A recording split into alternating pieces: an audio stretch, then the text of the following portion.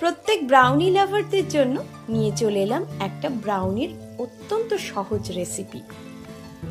Perfect brownie বানানোর জন্য যেমন যেমন ভাবে আমি করেছি ঠিক তেমন ভাবে ফলো করলে আপনাদেরও একেবারে পারফেক্ট ব্রাউনি তৈরি হয়ে যাবে। আর ভালোবাসার দিনে নিজের প্রিয় মানুষকে এই রকম ব্রাউনি বানিয়ে নিজে হাতে খাওয়াতে পারলে তার আনন্দ তো আলাদাই। সঠিক পরিমাপ আর পদ্ধতি মেনে চললে একেবারে সুন্দরভাবে আপনারাও ব্রাউনিগুলো বানিয়ে নিতে পারবেন। তাহলে আর দেরি না করে রেসিপিতে চলে যাচ্ছি। এখানে আমি একটা ডার্ক চকলেট নিয়ে নিয়েছি। প্রথমে সেটাকে একটুখানি চপ করে নিচ্ছি।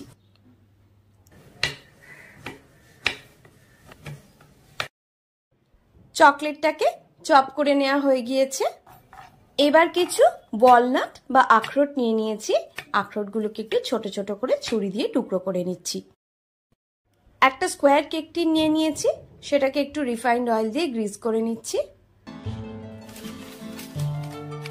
এবার দুটো বাটার পেপার নিয়ে দুদিকে আমি এইভাবে রেখে দিচ্ছি। ওপরে একটু তেল ব্রাশ করে দিচ্ছি। আপনারা চাইলে বাটারও ব্রাশ করতে পারেন। এবার ডাবল বয়লার মেথডে আমি চকলেটটাকে মেল্ট করে নেব। 1/3 কাপ বাটার নিয়ে নিয়েছি, আর এরপরে যে চকলেটটা চপ করে রেখেছিলাম সেটা 3/4 কাপ আমি নিয়ে নিয়েছি। এখানে চাইলে আপনারা চকলেট কম্পাউন্ডও ইউজ করতে পারেন। জলটা গরম হয়ে গেলেই কিন্তু গ্যাসের ফ্লেমটাকে অফ করে দেবেন। চকলেটটা মেল্ট হয়ে যাওয়ার পর এখানে আমি 1/2 teaspoon instant coffee powder add করে দিলাম। এইবার আমি 3/4 কাপ চিনি নিয়ে নিয়েছি। সবগুলোকে একসাথে মিশিয়ে নিচ্ছি। একটা হ্যান্ড হুইস্কারের সাহায্যে ভালোভাবে আমি এটাকে গুলিয়ে নিচ্ছি। দিয়ে দিলাম এখানে 1 টিস্পুন ভ্যানিলা এসেন্স আর 3/4 কাপ জল ঝরানো টক দই। সব কিছুকে ভালোভাবে মিশিয়ে নিচ্ছি। এইবার এখানে আমি একটা ছাঁকনি নিয়ে নিয়েছি, তার মধ্যে 3/4 কাপ ময়দা আর 1/4 কাপ কোকো পাউডার নিয়ে নিলাম। দিয়ে দিচ্ছি 1 টিস্পুন বেকিং পাউডার। সবগুলোকে ভালোভাবে একটু চেলে নিচ্ছি। কোকো পাউডারের যে গুটলিগুলো আছে সেগুলো একটু চামচ দিয়ে আমি এরমভাবে ঘষে নিয়ে নিলাম। এইবার একটা স্প্যাচুলার সাহায্যে আলতো হাতে এইভাবে ফোল্ড করে করে আমি সমস্ত ড্রাই ইনগ্রেডিয়েন্টসগুলোকে ওয়েট ইনগ্রেডিয়েন্টসগুলোর সঙ্গে ভালোভাবে মিশিয়ে নিচ্ছি। ওভার মিক্স কিন্তু করবেন না।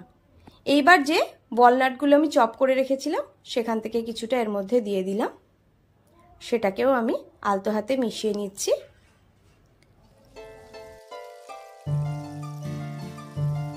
এবার আরেকটা ডার্ক চকলেটকে একটু টুকরো টুকরো করে এইভাবে ভেঙে এর মধ্যে আমি কয়েকটা টুকরো মিশিয়ে দিলাম। সমস্ত উপকরণগুলোকে ভালোভাবে মিশিয়ে নিয়েছি।